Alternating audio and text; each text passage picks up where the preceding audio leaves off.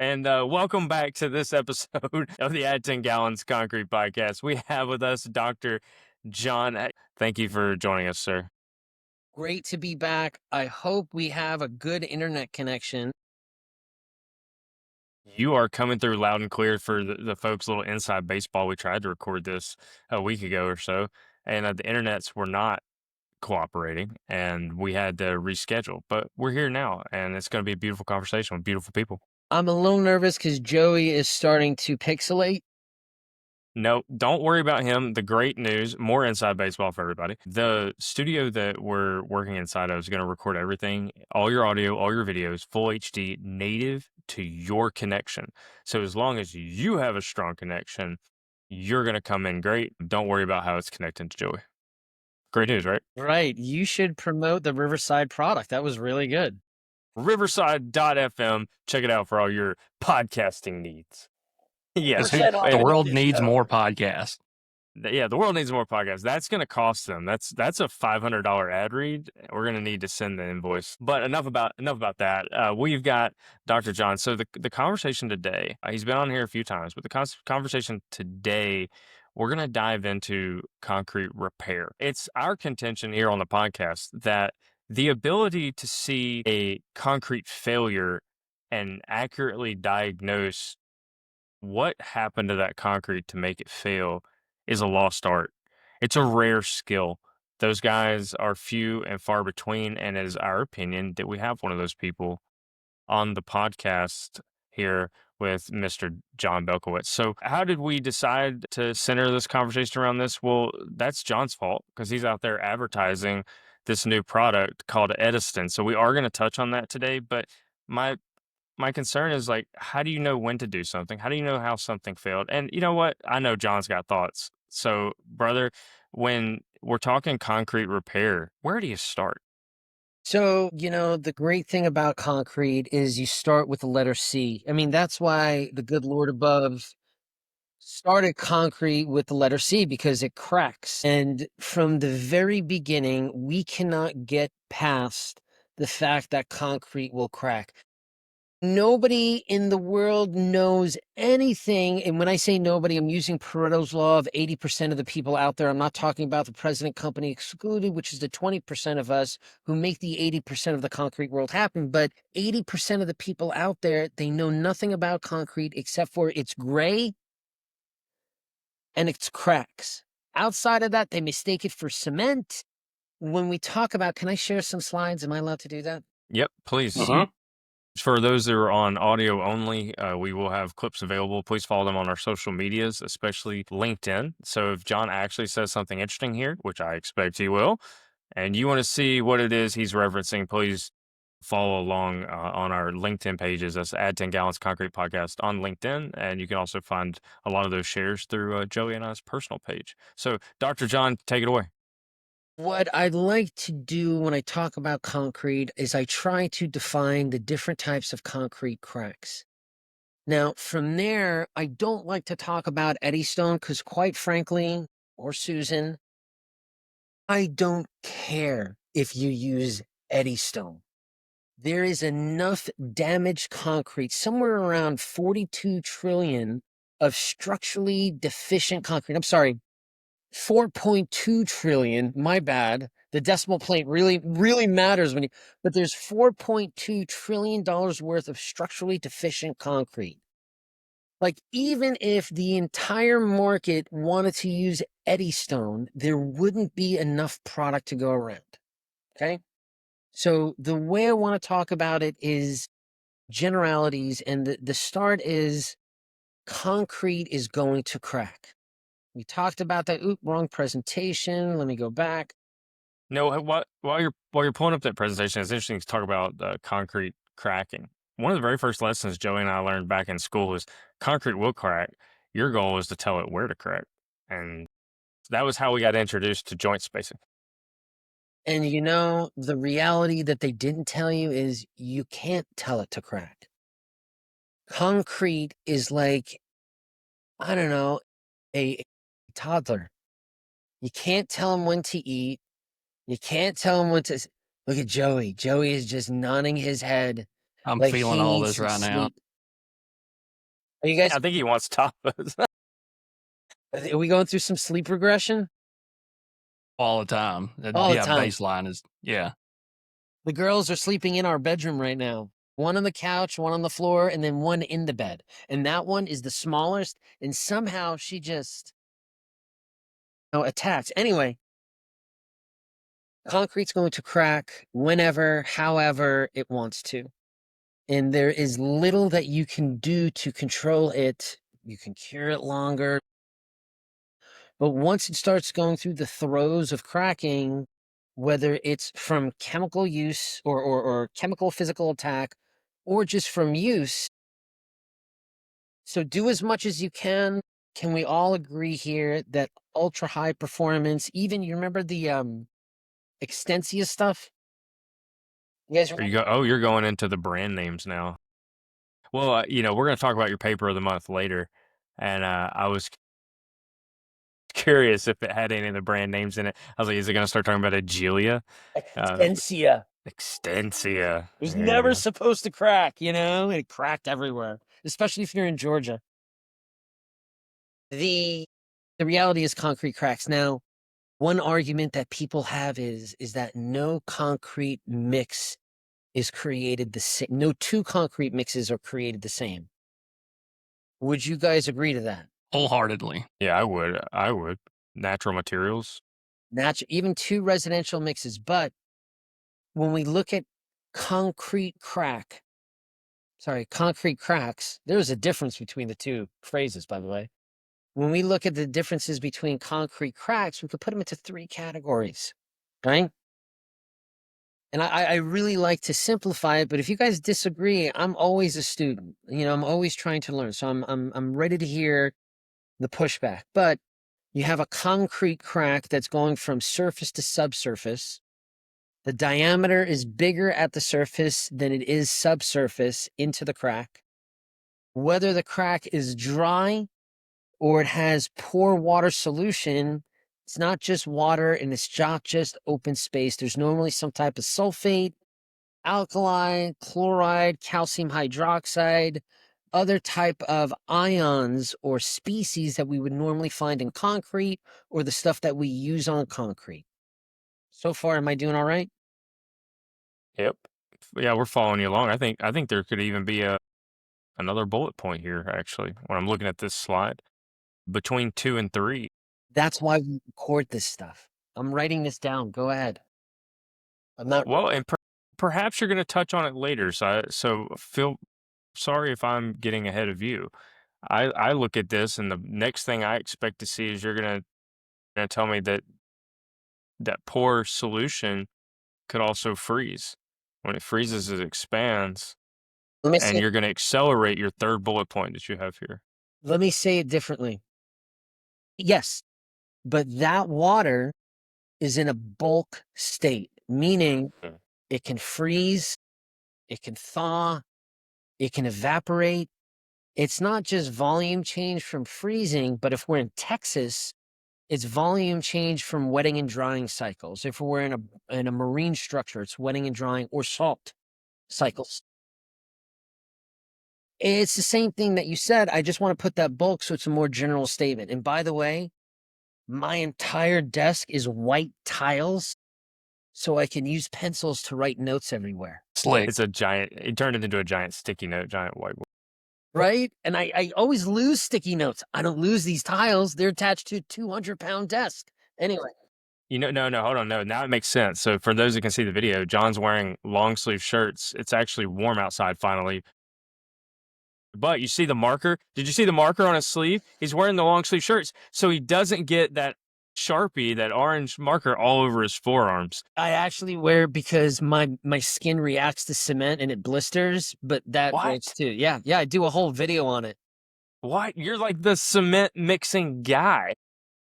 If I get cement on my arms, it will and it'll stay that way for weeks, sometimes months. Well, hey, for all those listening though, proper PPE states that if you're working with concrete and cement, you should be wearing long sleeves, gloves, and respiratory gear. We buy all these shirts for our employees and we do not care how many they go through. Yeah, I used to put my hands in concrete, never used gloves before, and then one day it all changed. Go check out the video for more information. Okay, so the third type of crack is when the concrete has exhibited, and again, this doesn't mean that it hasn't already gone through the throes of failure, but now it's exhibiting those throes of failure. What I mean by that is the gels, the gels that are white and yellow, they're gels that are, not white and yellow, that are red. Like once we see that, the map cracking, the Isle of Man cracking, the pop outs, it's past failure point. Now we need to start talking about hospice, right? Or major repairs that contain the failure and contain an environmental issue. All of this, does it make sense? Yeah, we're with you. Okay. What we have after this is, what can we do to rejuvenate, rehabilitate, or even repair the concrete? And there's two types of technologies that we can use: healing and self-healing. Now, self-healing assumes that whatever you is rejuvenating the concrete, healing it, was already in the concrete. We didn't have to add it after the fact. Whether that's what's that stuff from Delft University, the biological capsules that, and then they create their own jelly and the jelly hardens. You know what I'm talking about? No, but now I feel silly that I don't know. Right. There's also, no, I don't think you should feel silly, but check it out. It's called TU Delft. And Joey knows the name. You met these guys, didn't you? Heels. Uh-huh. There's also a polymer version by a company called Cortec that goes on the steel, and that stuff is wicked awesome. But again, all of this is put in the concrete before failure, right? Healing technology assumes that the concrete has already failed, and now you need to either inject or topically apply the or the technology, similar to an antibiotic or some type of intravenous pharmaceutical. Does that make sense? Uh-huh. The technology that I talk about is a topical technology that is applied to the concrete after failure. Now, that failure can either be naturally occurring because of physical or chemical attack, use, or it could be manufactured, i.e., grooving the concrete or de-icing, salted, or braiding it. Does all that make sense? That's my cue for. Do you guys have any questions? Sorry. Well, I think we got a bunch of questions, but my concern, Dr. John, is that you're going to answer these questions as we get to the next slides. If you ask them, you might ask them a different way than I'm going to explain them. But okay, so the type of technology, again, this is what our technology is, but there are other companies like this all over the flipping world. It's a topically applied colloidal silica that uses the concrete in a way that the body uses a moisturizer. As a matter of fact, the first name of the company wasn't what it is now. I called it Eau de Soleil. Nobody liked that name, but it meant Joey, don't laugh that much. That's not nice. Sounded Nobody like you were liked that. throwing up, to be honest with you. What's that? Sounded like you were throwing up Eau a de little bit. Soleil. It's called water of life. It was like a moisturizer. And we're using the vascular cracked nature of the concrete to transport the technology to the most important point, which I'll show you in a second. But it is a colloidal silica based that combines with the concrete, that it's in a saturated surface dry condition, and it diffuses, which is a much better word than penetrates, into the concrete. But I like saying penetrate because that sounds funny. But more importantly, it diffuses into the concrete. Cool. What questions? Well, I think it's interesting that you're this deep into this subject. You always seem to have a way to take something that is super niche that could be super broad and just become like this, one of the most well-versed guys at it. We've got other friends in this business that they're well-versed in repair techniques too. Maybe they typically deal with, pavements. So they're looking at partial depth or full depth replacement. We know folks that are doing tunnels and pipes, even where they got hydrogen sulfide attack. So the best thing for them is, or that they think anyway, is to just apply a new layer of concrete on top of it. So they're doing, spray on bond, just bonding new concrete to old concrete to give it a new protective shell. So there's different repair methods, and I think it might be good if we pause on if we pause on the discussion for just a moment and sort of explain, like, how did you get to playing with a topical colloidal silica product as a healer for concrete? What made you decide to go in that direction with some of the other, maybe we talk about some of the other repair methods that are out there, and what made you say, you know what, I think this is the future. This is where we need to be looking. It's the dumbest freaking story in the world. I love my stories. No, I've got some good ones. This is the dumbest one. We were in the shop. I was playing with structural lightweight expanded shell from, what are they called? In Boulder, Trine, Trinity. In our opinion, you're only buying this stuff from our friends at Staylight. If they want to give me a commission check on that, that's fine. I won't They might turn it have down. bought them. So I think that is the case, that they bought the facility I'm talking about. So, I've been playing with colloidal silica since I had a full head of hair. Seriously, back in 2004, right as I got out of the military and I was getting into concrete research, it was the first thing that I picked up. And then I met Brian Green and I fell in love with him. I mean, not in a weird way. It was weird. It was totally weird. But this is years later, couldn't sleep. Jessany was a very colicky baby, and the shop was in our. I'm not embarrassed to say this, but we had just moved from my mom and dad's. We had this rental house in Broomfield. They got Mama B and Mr. B's house. We just didn't have the money to build our own shop, so we're in the garage, and it's like 3 o'clock in the morning, and I couldn't sleep. So I got some of this daylight expanded shell structural fines, 10% off if you use this code. And I mixed it up with some colloidal silica. And then Whitney called me and she's like, Jess woke up. Can you get her a bottle? I was like, yeah, that's no problem. So I ran over, you had to get the bottle and you can't microwave it because it ruins the milk and it still has to be warm. So I ran upstairs. I talked to Whitney for a little bit. Jessany calmed down. I went back. I was like, shit, I got a mix I got to go do. So I go down to the shop and I had only mixed the expanded shell with the blah, blah, blah, blah, blah, with the colloidal silica. That's it. No cement, no water, and set up like a bat out of hell. Like I had to get a new mixing bowl. It had set up and it had formed. For everybody on audio, Dr. John just got really excited by memory, and he just left the screen to go fetch only God knows what. Joey, what are you thinking about this guy?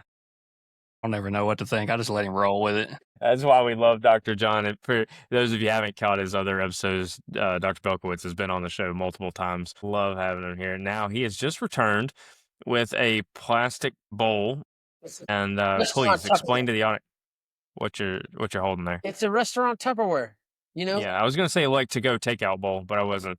I love takeout bowls in the lab. Takeout bowls in the lab are the best. I mean, don't use them after you get takeout food because that'll mess up your mix. But this is concrete sand. And we mix it up with the sister product to the Eddystone. It's called Geostone, but it works off the same concept. So we either mixed it up or we allowed it to saturate through the surface from the top surface into it. And it basically did the same thing. I pulled the paddle out and the next thing you know, I got 800 PSI of strength, right?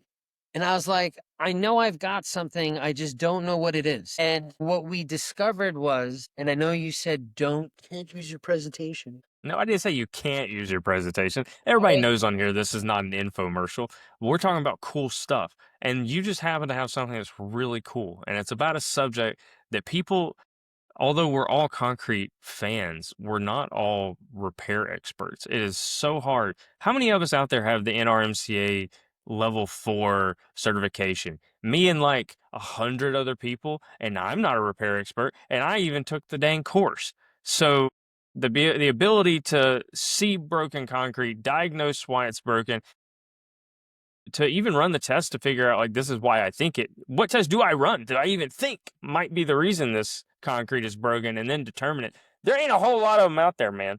So We could go into we're that here in a second too.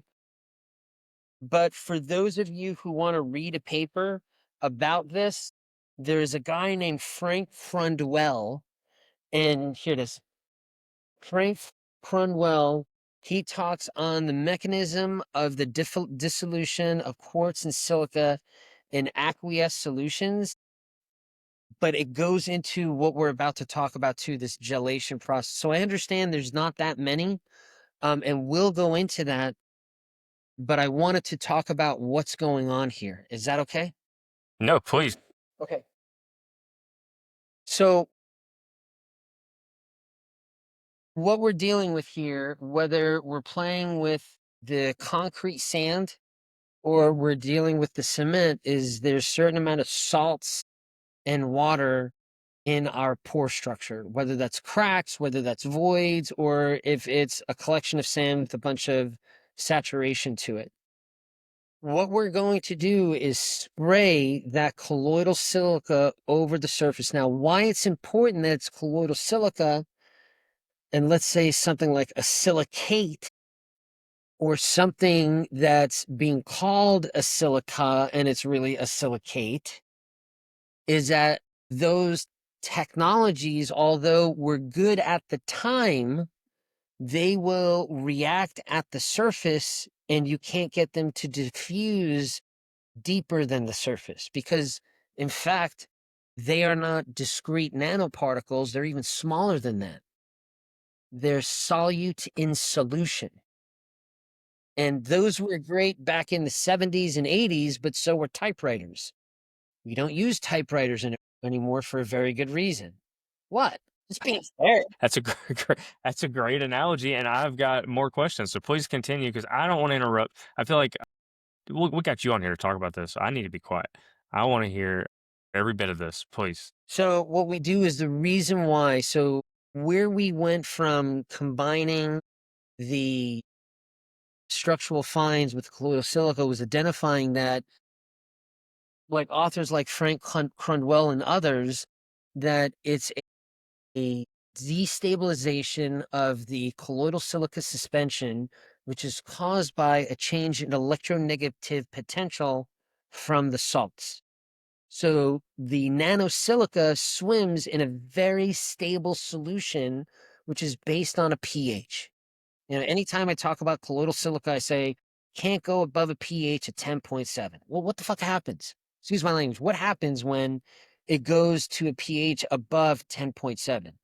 Or better yet, a pH that it wasn't designed for? I think is a more general way of stating it. The answer is it destabilizes.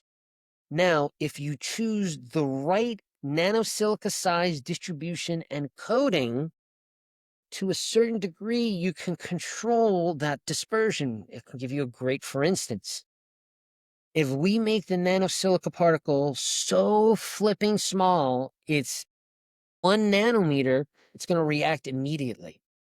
If we make it even smaller than that, it's going to react even faster. Now, if we go the opposite direction and we get a particle size distribution somewhere between 45 and 47 nanometers, something that's a little bit closer to what we would see with the silica fume on the finer end, it's going to take a lot longer to react. And then if we coat that particle, not the whole thing, but a portion of it, again, and we stabilize that pozzolanic reaction that often takes off very quickly, it'll diffuse or penetrate even deeper. Now, what happens after that? It's not just a destabilization of the nanosilica suspension, although it is, but now we're getting this trapping of the alkalis in the water that's in our pore water solution. And that's called a hydrogel process. Now, you guys are very, very familiar with hydrogels and don't even know it. ASR, it's a hydrogel. Calcium silicate hydrate, it's a hydrogel. Even the pacification layer over steel is a hydrogel. Even Eau de Soleil, terrible name. Terrible name. But the hydrogel that we create is rich in calcium hydroxide and reactive silica. And when you put those two together in the concrete industry, it starts with a P and it rhymes with schmozzolonic reaction. Great. Great. So at first we developed these hydrogels that bridged cracks, and then they eventually heal the cracks by converting into more of that backbone of concrete strength, that calcium silicate hydrate. How deep does it penetrate concrete? Because you were looking at your little show and tell earlier with the food dish, which was very interesting. So I hope that clip survives on the internet. It was very interesting. I was curious how deep, because it went very deep in that takeout container. The takeout container was what, at least 4 inches deep, 5 inches deep, and it went all the way Yeah. through that. Yeah, so it's this one. Yeah, this one it penetrates. So, but this is for soil. You know, Yeah. soil has a much, much higher permeability than concrete. Concrete Yeah, permeability. that's why I was asking, because I'm curious how far it goes into concrete. So I want to be careful about saying that because there are some companies that will tell you that you can use this type of technology on brand new concrete. And I want to be the first, if not the only one, to not oversell this stuff. If you use this stuff on brand new concrete, you're throwing money away. Like it is a waste of money. Now, if you intentionally open up your concrete, like grooving it, or these guys in, I don't think I need to be worried about making fun of them at the Colorado Springs airport. No, Yes. no, no, no, no. There's no way I'm gonna find the picture. But if you ever go to the Colorado Springs airport, look at the concrete pavement for the parking lot. For every stripe that they did, they ground with a, what is it, 14-inch grinder, the entire length of the line, like 8 inches on either side. And it is awesome. Like the paint is never coming up. But dude, how much money did you spend? Like they really hurt the grinder. This wasn't and they did it the entire, and it was like a single guy doing it. That's who you need to interview, is the guy who sold the engineer, like, this is what we're gonna do. And they must have run some kind of cost benefit analysis and be like, the paint will never come up. You never have to repaint it for 20 years, 30 years. I mean, how much paint could that actually be? It can't be. Airport had to get rid of some money, is what happened. It was a government contract. Yeah. Thank you for saying that, Joey. You know, you guys once interviewed Colin Lobo. You remember that? Uh, Yeah. How do you forget? How do you forget such a monumental guest? Do you remember the best part? Well, I know your favorite part, but you should share it so because your enthusiasm comes out so No, well. it wasn't my enthusiasm, Paul. It was yours. And Colin's like, well, Paul, I really don't know. We can't see that far ahead. And you're like, come on, Colin. That's why we Speculating do these shows. is half the fun. That's right. Yes, sir. Yes, sir. He's too much of a professional to do all that. I know he doesn't want to let me take the what's it called? The exam. Why not? I'll pull up the message. He goes, "You know too much." But instead of can't wait to take it. Like I'm really looking forward to taking it. He's like, "No, you're not allowed to take it." Man. Yeah, if people didn't hear that interview, I'll say it again. But he knew us. He knew Joey and I from our time at MTSU at school. So he knew who we were. And I remember being in the level 2 and level 3 class, and he just picked on me the whole time because nobody wants to raise their hand. But Right. he knew me and would make me answer every question. And then when I did level 4, I was so thankful that he wasn't teaching because I knew that I could sit there in peace and let other people get called on for a turn. You need to take that level 4 over and take it with him. I actually forget who taught it. It was a professor from UT Austin. Forget who. Okay, that sucks that you forgot Kevin Folliard. I don't remember. You can name, dude. You could have made up any name. You could have named like baseball players from the 1980s. Robin Yount. Robin Yount. You don't remember Greg Daryl Olcott? Strawberry? Daryl Strawberry was your David Justice? How do you forget the greatest professor ever, David Justice? Kevin Folliard is one of those greatest professors ever. So, okay, let's go back to your question. How do you know how much it penetrates or how deep it penetrates? Yeah, Uh, I think it really matters because I'm thinking constantly of there's other repair techniques that could be done. We don't just have to spray magic juice on stuff. But the magic juice seems pretty freaking awesome. So how deep does it go? Because that might inform us about we can use magic juice instead of It goes as deep, and this is going to sound so philosophical, as the concrete needs. There's a little bit of artistic hand waving, Mhm. but remember I said that this doesn't penetrate as much as diffuse into the concrete. So that requires two things, cracks and water. Now remember, the particles that we're dealing with are on the nano scale. And molecules of water are just below a nanometer. So we're all within the same realm, and they're going to eventually combine. It's called dynamic equilibrium.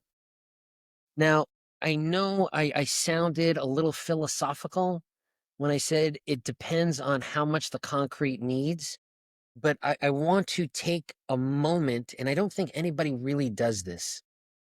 We all talk about concrete cracks, but nobody has ever defined a concrete crack. Can I do that? Please. Yeah, please take it away.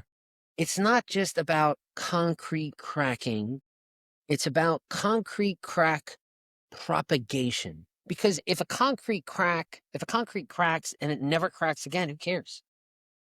Right? We never care about it.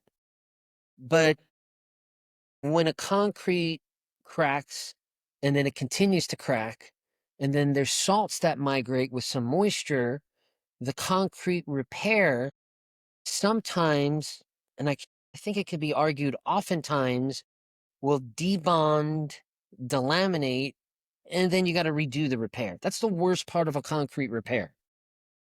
Coming back to it. It's like being a ready mix producer. What's the worst part about being a ready mix producer? Well, you just want one? Yes, I just want one. Man, the Having to tear worst out your thing, concrete, tearing out a job, that'd probably be the tearing worst out your thing ever. concrete, throwing away No, no, no, concrete. no, because then it goes on other people. No, it's a return truck. Forget a Uh, rejected load, but a return truck is like getting stood up on a date. It's like getting a dish turned back from a table. It is nobody's fault but your own. Tearing out concrete, it was the contractor. It was the guy who did the cylinders and left them on the slab. It was the rain. It was Hashem who messed, because the only thing a ready mix provider is accountable for is from what? To the gate? Well, when their concrete gets returned through the gate, they lose something called a Christmas contract. They lose their margins. Because not only did they waste the time on that truck, now they have to throw out the concrete. Now they have to bring concrete back to the customer. And they've lost some face with the customer too. So going back to, man, do we tangent? Going back to a concrete crack, I hear people talk about it, but they don't often understand what they mean when they talk about concrete cracks. So I just want to take a second to define it and talk about the mechanics, if that's okay.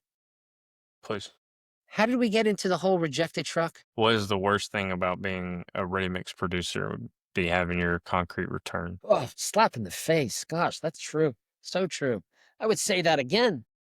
So when we talk about a concrete crack, it's the concrete that is already cracked. We call that A. It's the large diameter, smaller diameter, smaller diameter, and it's the plastic region that has already gone through some micro and nano cracking so that it doesn't have its elastic a property to it. And if I don't know if you guys remember back from school, we have this Young's modulus where our concrete is in an elastic region, meaning that the atomic atoms can dislocate and they can go back to their original position. What we've said here is that the crack has not yet propagated, that we have lost material, but the material, the hydrated cement matrix and the concrete composite, has already lost some of its elastic properties. And that section is our crack plastic zone. Any questions? Okay. Now, crack propagation occurs when the applied stress is equal to the capacity of the localized material, not greater than, but equal to. Now, the reason why is, remember, applied stress is not going to be equal to the stress at the singularity point or where the crack tip is. Because of geometry, our applied load transfers into something that's 100 times to 1,000 times greater than the applied stress. We have a distributed load up top, and now we have a point load, which is in the microns. And what is it? Force equals, or stress equals P over A. Since our area is in the denominator, as my area gets bigger, my stress gets smaller. As my area gets smaller, my stress explodes and it overcomes the shear and tensile capacity of my hydrated cement matrix and our concrete cracks. Does that all make sense? I did not know we were going to get a lesson on rational expressions, but here we are today, learning from Dr. John. I mean, we could graph this out if we need to, but yeah, it makes sense. I don't want to graph this out. What I do want to show is what we're doing with these different types of technology. And this goes back to your question, how deep does it penetrate? It penetrates as deep as the concrete needs to. What we need to do is not just change up the material science, change this from an open structure that is not going to give any bearing strength, any load capacity to it, to now we have, it goes from an open crack to something that's filled with a bridging hydrogel to, and it gives the concrete crack some strength. Now what we're doing is we're changing up the geometry.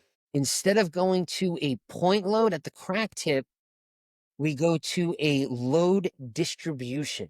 So it's not just about what the colloidal silica or the nanosilica does to the concrete. And as you asked, how much it penetrates, it matters what that gel is doing through what it has penetrated. Because what we show here is these different hydrogels. You know, first it's just a bridging gel. Then it becomes a healing gel when it becomes a darker blue. And then, or a blue. And then when it becomes its darkest blue hue, we're saying it turns back into that calcium silicate hydrate, which is ultimately what we want. Now we have a strength bearing structure. But even if it didn't do that, and even if it didn't penetrate that deep into the crack, as long as we're starting to get into the subsurface and not on the surface, we're changing the geometry of the crack and we're changing the load distribution. I know that's a lot. Yeah, I think you said the key phrase there is changing the load distribution. That's what makes this make sense. As long as you can reach that. I don't know if did you call it the singularity? Think you I think you have it. It's about as close as you can get to the singularity to where whatever crystal's being formed there is going to completely fill that void. And now instead of having that extreme pressure on a single point, you've got pressure over a larger distributed area, and it greatly reduces the amount of force going in. But I'm telling you, if you're watching this today and you're looking at this, you had no idea that you were going to be looking at this is algebra 2 level stuff. I mean, Oh, you're it's really calculus. okay. So You're really advanced here on the show. I didn't realize I mean, we always think we're gonna get smarter when we have our guests on, but this is next level, Joe. there is a great book by Michael Ashby and David Jones called Engineering Materials 1. It's chapter 14 on the mechanisms of fast fracture. And what you talked about right there, the crystallinity, I mean, concrete, when it gets strong enough, it acts like a ceramic material. And because of that, it goes through fast fracture. Now, there's a type of failure mechanism that sounds dirty and you can bleep it out, but it is a mechanics of material expression. It's called cleavage, right? It's when the fact fracture happens so fast that you get interatomic layers peeling apart, and then you have bonds start breaking. The bonds are cleaving, and it goes through what we call brittle failure. Chapter 14, section 3, page 185. If you really want to be smart, don't listen to me. Read this book. This book changed my flipping life when it came to mechanics of material. And what we're talking about here, by arresting and changing up that load distribution, we're doing something called crack blunting. And when you spoke to Megaslab, I think it was Yeah, Jason Adams. Jason Adams, thank you. Awesome dude. He was talking about how they were going through such distances between saw cut joints. Part of that is what he's doing with his combination of technologies. And I think he did it with Tyler, which is in essence crack blunting. He's arresting those cracks and slowing them down before they become fast fracture. Yeah, and for those who aren't familiar with Mega Slab and Jason Adams, we did have him on the show before. He does have an interesting technology. It's unbelievably strong concrete that originally he was trying to make it crack free, and then he decided that he's actually got these special joints that he can put in. That way, it doesn't have to be jointless pavements, but super, super strong, unbelievably durable stuff, like crazy, crazy durable stuff. What Jason does that nobody else, and it wasn't just him, it was Sylvester and his other guys on the team. It's not just one technology. They do more than one technology in the concrete, and in doing Mhm. so, they do a combination of the hydrated cement matrix and the granular skeleton to cause that crack blunting. It's awesome. Yeah, I remember being in his warehouse and just a few years ago and was walking through and the operation was clean. It was simple. And he said, if we've got authorized installers, then this should work like a charm. And at the time, he only had like, I think one guy doing it at the time, and they had like just a couple major accounts. And now look at him. I mean, Huge. it's really impressive. Yeah. Yeah, agreed. Sorry, I had to kill my screen. It was causing a lag. No, no problem. Because again, and Joey, if you want to make a mark, we'll cut this out. Even if things seem like they're lagging a little bit on your side, most of the time it actually comes through really, really great on the other end. We've had some interviews where some guys got really, really choppy on us at times, and we weren't sure if we were gonna have to lose like 5, 10 minutes, but turned out to be the audio was perfect. So Sweet. Sweet. yeah, so I wouldn't be too worried. Joey, you can make another mark. We'll jump back into it here. I'm gonna lead you in though, Dr. John. Yeah, I wanted to go into a job site. Yeah. So, all right. So we see the calculus. We see the cute little diagrams about the fun hairspray that's going on the concrete. And I'm teasing you because we love you. So those are all jokes, folks. It was us. Don't think he's about to drive over from New Jersey over here to Philly and whoop my butt.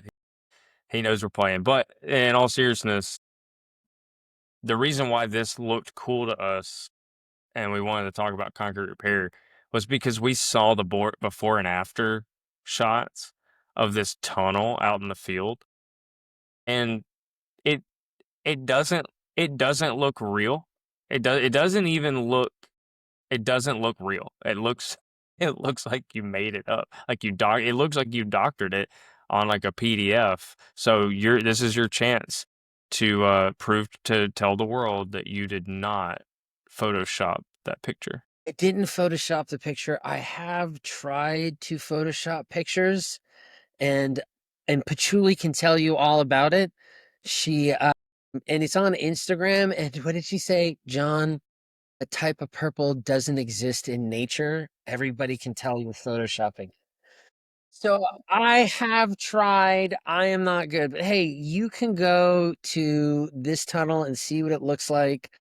And it's not magic, it's just the technology, and it's what it's doing. And this did not mean it fixed the problem long term. Do you mind if I tell the story behind this? Yeah. Go ahead. I think it helped. I think it helped the folks to know what the heck we're talking about here. Yeah. And we're moving out to Auburn here in the next 3 weeks. So we're officially Hoosiers at this point. We're taxpayers. So I care what happens to Indiana infrastructure. And this was a concrete structure built by R.L. McCoy back in 2002 for the Cruz family to be used to shuttle back and forth rare Fords underneath the highway. Multi-million dollar Fords are going through this. Where that front end loader is, to the right of it is a Ford museum where they have 1932 to 1936 square block Fords, I think. Just a great. Anyway, we went to this tunnel back in 2020, and I don't know if you can see the concrete tunnels falling apart. They ended up having to stop using it because the concrete is just falling off the ceiling and pieces were falling on cars and really just having a hard time. The plan was they were going to fill the concrete tunnel with sand and forget it ever existed, no longer use it. This is a 400-foot long tunnel. What is that? 20 feet tall, 25 feet wide, and it has 7 full construction joints. Over it is anywhere from 18 to 40 feet of soil, and there isn't flashing over the construction joints. There's a geosynthetic fabric, but the concrete walls and ceiling, they're 18 inches thick. Any questions? Wow, thick walls. Thick walls. So we were told, hey, we're going to fill this up with sand. We're going to forget about it. So whatever you want to do, go ahead and do it. So what we did is we treated the tunnel as if it was an experimental zone where we took half of the tunnel, the pink half, and we just focused on the joints because that's where all the damage was located. We cleaned up the pink side, knocked and sounded it, and pressure washed it. We did the same thing on the left-hand side, the black side, but on the black side or the left-hand side, we put different dosages in different types of Eddystone. So the total application was pressure washing it with a 3,000 to 3,500 PSI pressure washer. We also did knocking and sounding. We allowed it to get to a saturated surface dry condition. And then we applied the hydrogel technology in successive coats up to 125 square feet per gallon. Now, this could have been anywhere from $1.50 to $5.50 per square foot. Okay. Now, this is not how Eddystone is used all the time, but it is specific to the amount of damage that we had with this type of concrete. Questions? Nope. This is great. What were the? Yeah, go ahead. So we pressure washed it. We put on the Eddystone. We came back 4 months later, took pictures, and we also cored samples, 2 samples on either side of the joint. And then, of course, we did the side with and without the Eddystone. So in total, we were looking at 56 samples that were sent out to 3 different facilities to be tested. And what we found is wherever we used the Eddystone, we used AFTMC 1585. Wherever we used the Eddystone, or I'm sorry, the colloidal silica hydrogel, there was a reduction in not only primary absorption, but in secondary absorption. And we also, the numbers matter, but when we took pictures, we saw a difference in water that was being contained within the concrete and not doing anything but causing damage and corrosion to applying the Eddystone in a change in what the concrete was doing. Now, what I think you were talking about is this was during the rainy season in Indiana. It was raining nonstop, and we had 18 to 44 feet of soil on top of this. So water was just dripping through, and this is that first image. What the Eddystone does is, a lot of people call this technology a waterproofer or a sealer, and it's not. I mean, this is colloidal silica. It creates pozzolanic reaction. It should not be mistaken for an epoxy, a silane, a methyl or an MMA, methyl methacrylate. I mean, it becomes one with the concrete, but it does imbibe more water.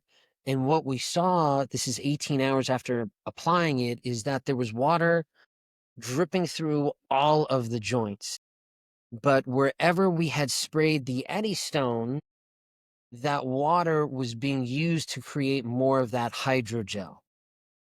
Now, please bear in mind, this was not a long-term phenomena. This was happening within the first 72 hours. Once the hydrogel got back to a saturated state, we had to go back and take care of the problem, which was there was water filtering through that joint and it was unregulated. And if we didn't do something about it, the concrete was just going to turn into crap. Does that make sense? Mm-hmm. Mm-hmm.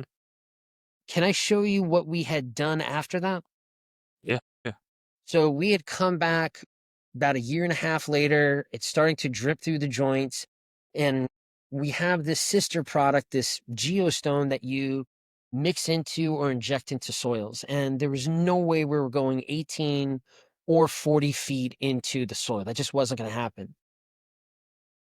So what we did is we came back to that same joint that you were looking at, and we drilled 2 inches off the joint at 6-inch spacing from each other, kind of like a sewing pattern.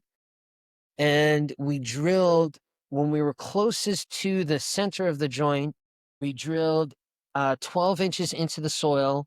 Then we hit the sidewall, it was 2 inches into the soil. And then what we did is we injected the geostone. Now, what that does is it creates not a flashing, but a grade for the water to travel away from the joint.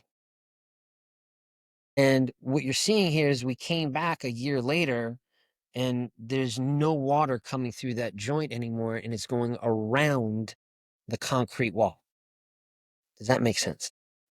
Yeah, that's awesome. So it's interesting you mentioned that about the soils. So earlier when you're describing this technology, and then you showed us that sand in the to-go container, like the very first thing I thought about was soil stabilization. Right. There's a lot of guys that are mixing cement and sand or just dirt. No, I mean it's expensive. I don't know if I don't know if this is cost comparable to having 5% of cement dropped on the ground and mixed in, or No, nowhere near that. But you don't need the equipment. You don't need the PPE. You don't need to take your soil out and mix it up, wait a couple of days and bring it back. right. I mean, this stuff is, if you want to inject it, if you just want to pull it on the ground and let it filter in, and it works based off of, for the soils, the salt in the soil. And if the salt's not there, we just add salt. Yeah, that's we have to do that with Actigel sometimes in non-concrete, but in other applications where if there's no surface charge, it's like, well, I guess we're gonna add some charges, and it's like, well, how you do that? Table salt, brother. Table We're gonna add salt. a little bit of salt. And there's different types of salt that you can use to control strength and reactivity. So table salt is a general term. And when you say table salt, I say the Hofmeister series. You guys know what the Hofmeister series is? No, what is the Hoff? Salting out versus salting in of your hydrogel, right? When you look at ASR gel versus the gel we just talked about, right? Why isn't this doing the same thing that ASR gel is doing, right? Where we're using silica, Mhm. we're using alkalis, and it's creating a gel. Isn't that a bad thing? Right? And the answer is, well, it's the adult diaper, it depends. Oh, that's terrible. That's a terrible joke. Joey liked I it. don't even know if we're gonna be able to leave that in. I don't think we're gonna be able to leave that in. Joey's laughing so hard he's frozen. The difference being is The silica that turns the alkali juice into ASR gel is a tetrahedral form of silica. Right? That's what concerns us with and I'm dumbing it down a little bit. When we're working with the nanosilica, when I say it's amorphous, it's a meatball of silica that is rounded up amongst itself until it becomes this amorphous blob, right? And it's literally like a piece of spaghetti. Based on its molecular makeup, it will dissolve from that meatball differently, and it will recombine with alkalis differently than the silica that we get from chert or opal. I thought the problem, maybe I'm missing, maybe I'm just dumb, and maybe we're talking past it. But I thought the problem with ASR, the gel that's forming ASR, is the fact that it is forming around silica particles that are in situ, and you've now created an expansive product in this gel that has nowhere to go. And concrete's going to lose that battle every time. The gel wins. And it's around the aggregate. It's at a very weak point in the concrete, your interfacial zone between Yeah. the hydrated cement matrix and the aggregate body where there's a little amount of paste. It's called the Well, and in this, and I wasn't connecting. I did not make that connection, although we were using alkalis and silicas, and I didn't make connection because your drawing there, your depictions were very clear that you're filling voids that exist. So even if you have an expansive gel, it's in a void. In fact, it turns into a CSH product that bonds, and now you're adding strength. I didn't make that, and I actually don't think our listeners will either. I think it's actually very very fascinating concept what you've done here. So I'm glad you were able to share those slides and bring that up and actually show people that this is out in the real world. It's out in the wild. It's doing it's doing things that we're not really thinking about because I don't know any. You see, I shouldn't say anybody. You see a lot of academic papers that want to talk about healing concrete and self healing concrete, but nobody's out there doing it, man. Right. And that drives me It's not bananas. off. People want to talk about ECC or flexural this or geo that. Like, come on, man. Like, I want to see real stuff. So that's why I like having you on here. So this was a project that we did, and bear in mind, we don't work with friendly engineers. Oxymoron of the day. Right, like none of them are nice. No, that's not true. That's not true. That's None not of true. them. Name one engineer that's nice. One. What I'm thinking is like the not nice people are usually the inspectors. Those are the guys that are. Rich Sachy's not nice. He's mean. So Paul that's why Lobel's we let him go on the Concrete Logic podcast. He's not allowed over here. I mean, that's just part. I'm joking. the first shot was taken. There it is. You were cluing us into him 4 years ago, and of course we did not call him for not for any reason at all. We had all these other guests, and then he shows up like 5 different times. He's the number one most viewed guest on the Concrete Logic podcast. He might be two of the top five. So he's obviously well known, Bob well liked. Higgins is number one right now. I'm number, I think, 18 out of 18. I get a t-shirt stuff, so that's the best part. Call Rich, email him. I can set up an email. He's easy and awesome to talk to, and he loves talking concrete. He's great. Yeah, he was great on that podcast. And by the way, here's another plug, and Seth will have to pay us for this one too. If you haven't listened to the Concrete Logic podcast, it's absolutely great. It's different. It's a completely different format than this, and how he does his show. But there's value to having different voices. Well, and then they also give t-shirts, and you guys don't. So No, we do, but only the people we like. And then we have Joey, take that out. That's not Yeah. nice. I watch. Yeah, because Click. we're gonna send you the numbers of all the guests that we sent care packages to, and if you didn't get it, I mean, what does that say? Maybe there's something you got to do better. See, this is why you need to be an engineer, because you're not nice. You're mean. The A plus B equals C. It's actually surprising to me right now that you're telling me you never got the T-shirt or the koozie or the pen. You never got any of that stuff after you were on with us? Koozie, I would have yelled at you for a koozie because I think koozies are the worst. Well, that's your fault. See this cold drink that was freezing my hand earlier? It wouldn't be if I had my Add 10 Gallons Concrete Podcast koozie, but my daughter took it, and I don't know where it is. Use a warm bottle of water instead. Warm bottle of water. Yeah, I saw you drinking out of that giant glass bottle. My wife does that. I don't know. She's also but you have a screw top lid. She has one of those lids that's like a cork, and you just press down the little metal snap on the end. I think it reminds her of the old country or something like that. Well, this is not reusable. I stopped drinking alcohol and sodas, so this is how I treat myself every day. Man, that's interesting you say that. I just saw a post on LinkedIn. Somebody else in our concrete world, they also stopped drinking alcohol, and I've never drank it. Joey's talked on this podcast before. He doesn't really drink anymore either.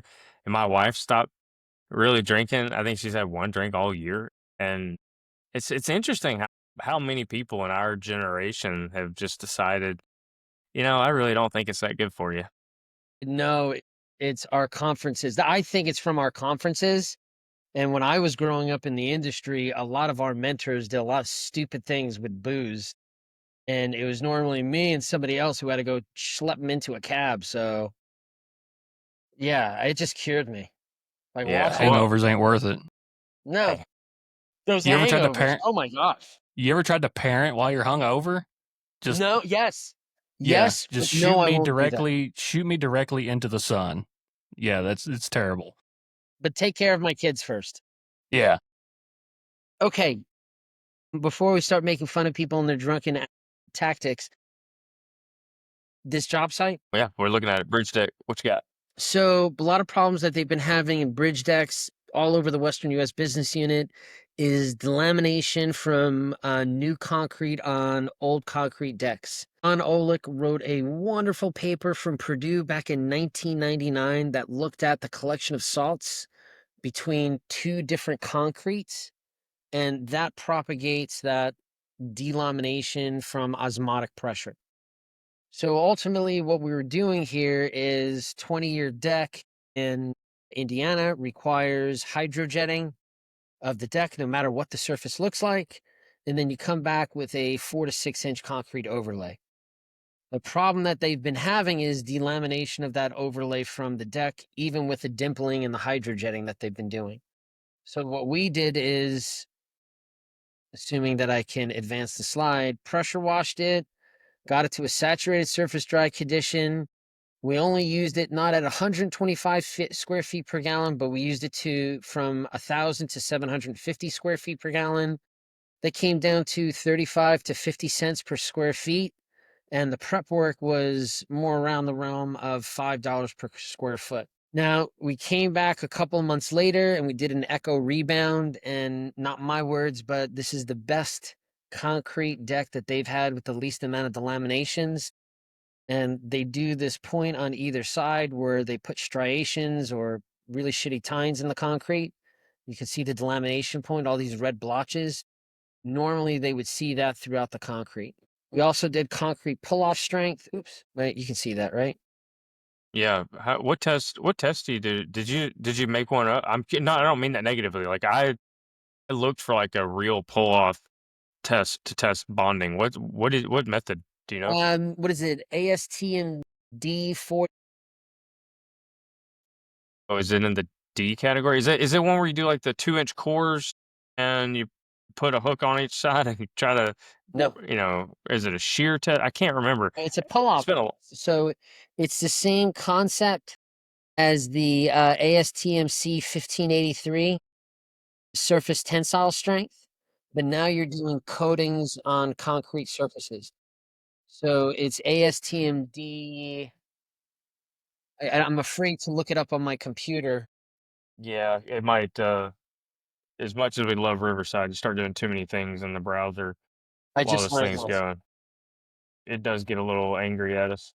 So it's not 4060 because that's abrasion. Pull off. All right, 15. Don't hey, look, don't make me pull out my standards book. 4541. 83. 1583 is surface tensile strength, but it's Yep. 4541. All right. All right. So Please, sorry, that was a legit question because we had a bunch of these types of tests that we tried to run back in the day, and we're always looking for the best way to do it. So it's sorry. what you had said doing the 2 inch, not the 2 inch core, and then you've got to go a certain depth into the slab below it. Where is it? So here's one of them. This is not the one that we did for this. This was an epoxy coating, Hmm. but we still had to go, somewhere around 2 inches into the concrete to see what the bond strength between these two were. Yep. Okay. Yep. And so we have you have some nice simple. I love simple charts. Thank you. When things get too complicated, like the chart before this, I know that one wasn't your fault, but This golly, there's stuff every no, the one before it with the sound stuff. This one's great. this is not Yeah. a chart really. This is a picture of 2 lanes of traffic. And so it's like you're looking at trying to figure out what in the world this thing's telling you, but you did a great job explaining it. I So love simple charts. what we also did was, again, and it's not that he's not a nice person. Mike Nelson is a really nice dude, but he's just a mean engineer, right? Like the final answer doesn't matter. I need to see the work, Belkowitz. Like, those types of engineers that we had in school or professors we had in school. So what he did was he wanted to see the echo rebound, he wanted to see the pull off strength, but then he wanted to see the petrographic analysis at what's Hmm. happening at the interfacial zone. And I mean, it's pretty cool stuff that, with the reference, you're having the salt or calcite layer develop between the two overlay and the concrete substrate. And over time, that'll expand and that'll cause that delamination between two rigid materials. And then where you're using the hydrogel, colloidal silica based, I mean, you don't have that hydrogel or you don't have that calcite layer. And then you do have better interconnection between the overlay and the concrete substrate. And what a cool picture that is side by side. And we have more than this. So, I mean, there's another job site that we did, which, if it's okay if I go on to the next one, and this one will be fast. Yeah, no, it's great. Please. So, a lot of issues going on with transportation concrete, pavements, bridge decks, overlays, is that we're losing the concrete surface within 10 days to 6 months of finishing the grooving. Now just let that sit for a second. 10 days to 6 months after the concrete has been grooved. When it was designed for at least 20 years, if not 30 years or more. So this is not old concrete. This is premature, failed concrete. First by the grooving, and then this is a topic for another discussion for folks who are smarter than me. What's going on with different types of cements and finishing and production techniques? That's like, I mean, how many podcasts could you do on that subject right there? Jesus Christ. Had nothing to do with it, but I tell you, the people who call you and threaten you when you start doing that need to find him. And we're gonna see, for those who can't see, Dr. John's expression went from "I was having fun on this podcast" to "We're about to get to a really, really dark place on this subject." So we're It's gonna have to we gotta get back on healing concrete, Dr. Belkowitz, healing concrete. Yeah, we better not do that subject. I was about to unleash the fury, and I just like, you're an adult, calm down. So folks are losing their surfaces well before the design life. And this is a picture of it. This is a concrete slab. I mean, it's a pavement, it's a deck, or not a pavement, it's a deck. It was grooved, paint was put on. Less than 6 months later, the surface is falling apart, the paint is coming off. The whole idea was, what can we do to extend the service life? The service life evaluation, the estimate, the pavement index, whatever you want to call it. And it ultimately was adding that same amount of topical technology at 50 cents to 25 cents a square foot. After we got it to the saturated surface dry condition, And then what we did is abrasion resistance. And for my ASTM hounds, we did ASTM C 1083, which was the modified version of ASTM D 4060, which is the Tabor abrasion test. And what we found is anytime we applied the eddy or the colloidal silica hydrogel, we saw anywhere from 18 to 25% reduction in mass loss due to abrasion. And then when we did the petrographic analysis, what we saw is without the colloidal silica hydrogel, we had more aggregate shadows, more aggregate being torn out, more rounded aggregate that was losing its paste, really aggregate that wasn't contributing to abrasive wear comparing to when we used the Eddystone. We had aggregate that was worn down, polished down, and a place layer that was indicative of good bonding between the interfacial zone at the aggregate surface. These images are something else, man. Thank you. This is cool. Hey, Dr. John, thank you so much for really educating us on what's new, what's interesting, what's actually working out in the real world. Not just, and we didn't even get to talk about our favorite white papers today. We're gonna have you back on. Just so if you're not familiar with Dr. John's work, check him out. His LinkedIn is amazing. His YouTube channel is fascinating. But he also has something he's told us here on this show, which is he wants everybody to read one white paper a month. It doesn't even have to just be concrete or cement related, but we should all be reading. We should all be getting smarter. We were going to talk about our favorite one. Unfortunately, he had to pull it out of some secret tabernacle. I think he borrowed it from Indiana Jones. I'm not really sure where he got it from, but maybe Christ himself handed it in. He's showing it on screen. His Papers of the Lost Ark over there, and I just want to say thank you for coming on. Is there anything else that you wanted to share with the audience before we let you get back to your real job, get back to moving from New Jersey to Indiana? Cannot wait to do that. A couple of things. We go through, or three things. We go through concrete papers and how to read them. Don't be embarrassed if you can't read it in one shot. It normally takes me, for a good paper, it takes me a month, 2 months to read the thing through and through. When it comes to repair techniques, you've got to look at it more if you were dealing with a child. When a kid gets a scrape, you're not just going to put a Band-Aid on, right? You're going to clean the wound. You're going to apply either, if you're a hippie, a Vaseline or some type of poultice, and then the bandage, or in my case, an antibiotic and then the bandage. So if you look at it like that, you'll start thinking about your repairs from more of a long-term approach. And I guess the last thing is for for this next generation of concrete folk, we are inheriting a retiring infrastructure as well as meeting the exhausting demand of new infrastructure that is repairing a lot sooner than we had attended.